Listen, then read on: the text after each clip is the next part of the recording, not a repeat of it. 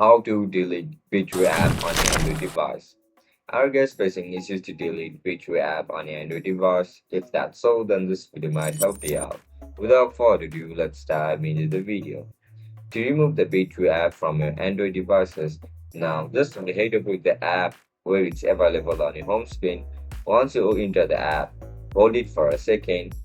As soon as you hold it, you will be able to see this option for App Info, Desktop Shortcut, and Uninstall. You are looking to uninstall the app, right? Tap on Uninstall. As soon as you click on Uninstall, you will be able to see this option called Do you want to uninstall this app? You are looking to uninstall it, right? Tap on OK. As soon as you click on OK, your app will instantly deleted or removed from your Android device. And that's it, guys. That's how you're gonna remove Bitrue app from your Android device. If you guys found this video helpful, don't forget to like, share, and subscribe to our channel. I'll catch you up in the next one. Bye bye.